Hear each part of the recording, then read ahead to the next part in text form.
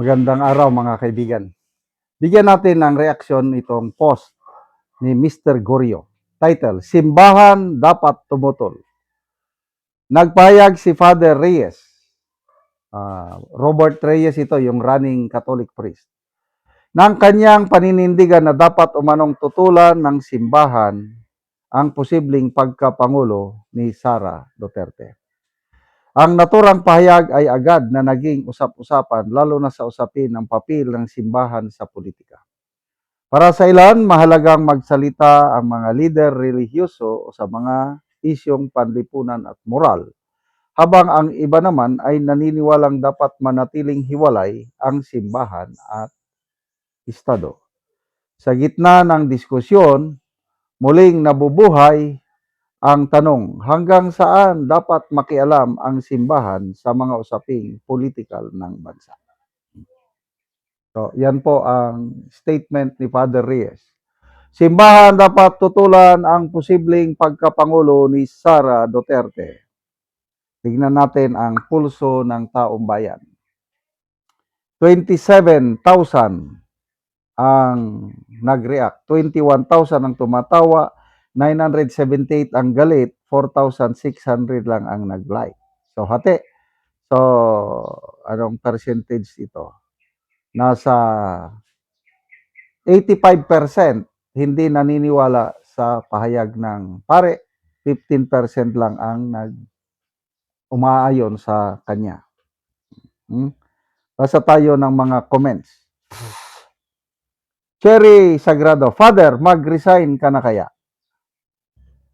And then, Boga Sonpongko, kaya nakakatamad magsimba. Dapat yung aral lang ng Diyos ang ikalat ninyo. Huwag ninyong hadlangan ang aming mga karapatan. Huwag pong makialam sa politika. Huwag po kayong matamad magsimba. Kasi pag magpunta tayo sa simbahan, ang sinisimba natin ang Diyos, hindi naman yung mga pare, pastor o mga ministro. Simba tayo. Today is Sunday. Ito, last vlog ko na ito. After this, magbihis na ako, magsimba. Hindi naman, mabibilang mo lang naman ang mga pare na ganitong pananaw. Ano ba ang kwan? Dalawa lang ang akin eh. Si Father Flavi at saka itong Father Reyes. Sino pa ba? Wala na. All other priest. Mandami kong kaibigang pare. Ano lang, yung kanilang bokasyon is to preach the word of God. So, huwag tayong tamarin magsimba ng dahil sa mga paring ganito. Magsimba tayo sa Diyos. Okay. Father, sama ka na lang kay Lucifer. Benjamin Catalbas, wala milabot. Church and state are two separate entities. Church saves souls while state saves humanity.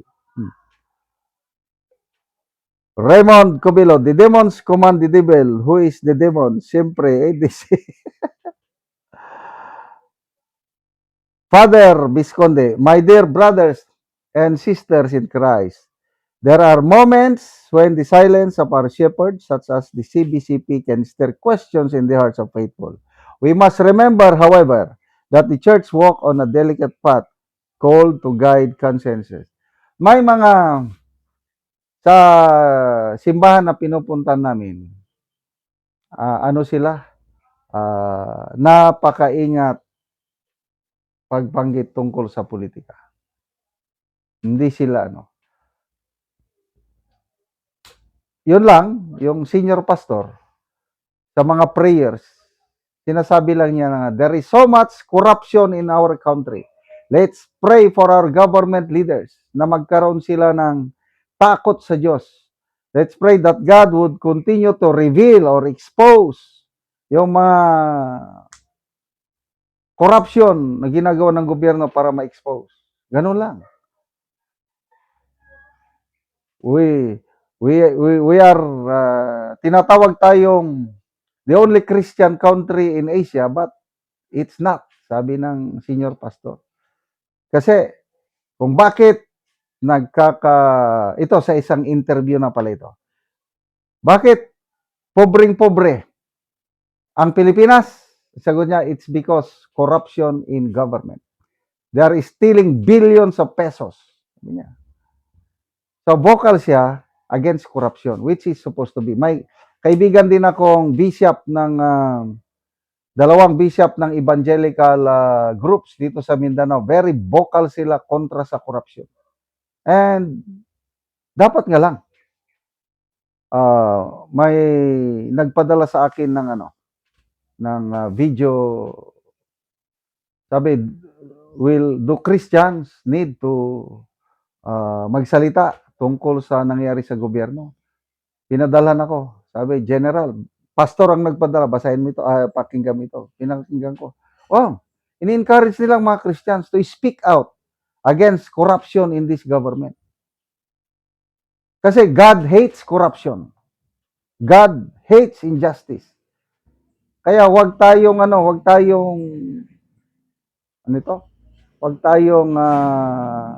manahimik na lamang. Kasi pag manahimik tayo, tuloy-tuloy ang ginagawa nila. Kaya lang kung nag-iingay. Kasi sovereignty resides on the people. Kaya sa kaingay natin, I believe, makakatulong yan para mapigilan yung mga korupsyon na ginagawa ng gobyerno. Pagdating naman dito, kaya panawagan ni Father Reyes, opinion niya lang yan. Depende na sa mga Catholic faithfuls. Wala namang black voting sa Roman Catholic. Kanya-kanyang naman yan. Kanya-kanyang gusto kung sinong botohan. Hindi katulad sa Iglesia ni Cristo. Kaya saludo ako sa Iglesia ni Cristo Nagkakaroon sila ng unity. Meron pa bang grupo na may black voting? Isang black voting din. OFWs. Bakit? Kung anong manok ng OFW na nasa abroad nagtatrabaho, Duterte karamihan niya. Dapat Duterte rin ang botohan ng mga nandito. Nangyari yan nung midterm election last year. Mga OFWs tay, mamili ka, padala o Duterte? Duterte na lang padalhan mo lang ako ng pera. Yun. Yan, black voting yan, mga OFWs. Salamat mga kaibigan sa inyong pagsubaybay sa channel na ito. Nakakatulong kayo ng malaki sa tribong Talanding ng Bukidnon dahil ang income natin sa channel na ito is pantulong sa tribo. Namimigay tayo ng libreng yero at pako para makapagpatayo sila ng mas maayos na tirahan. Panoorin nyo ang video na ito. Muna ni si Angkol ang natabangan og sen.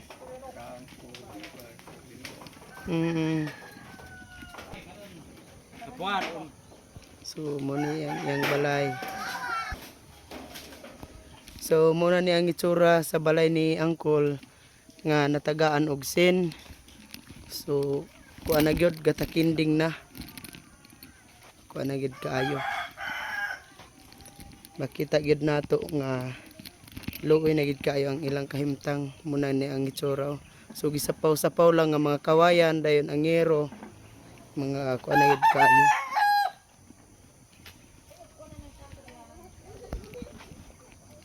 Itsura sa yang balay ni Angkol. So atong tan-aw dito sa sulod. So muna ni ang itsura sa pagpuyo ilang angkol sa ilang balay. So kini lang gyud. So diri lang sila maka higda kulba. Muna ni ang ilang sulod, higdaan na nila. So kuan lang gyud kaayo.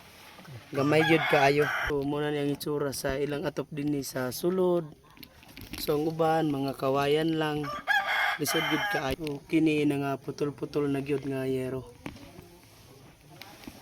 Og karon Kol pila na ni katuig ang imong balay nga inani ng itsura? 12 na ka tuig na akong balay nga dili maayo. 12 na katuig. Oo. Tungod sa kalisod wala ko gid makapalit og sin og wala ko nabangi sa Kung wala ka Kol natabangan karon so wala gid kay ikato. Palit ko ako tabangi karon og kuan Unsa ra day mong trabaho Kol? farmer man. So uma. Uma. So lisod gud Kol ang kuan. So naa pa ka estudyante Kol wala na. wala na. So pila na day kol imong edad? 55 na. 55. So naa pa kay asawa. Ano pa. So lisod gyud. Pila ka book day imong anak kol? 5 ra ni ang nadia. Oh, 5 ra. Oh. Laki. Mm. Salamat sa Ginoo nga nagtabang sa sin sa kuha. Oh, salamat kayo kol.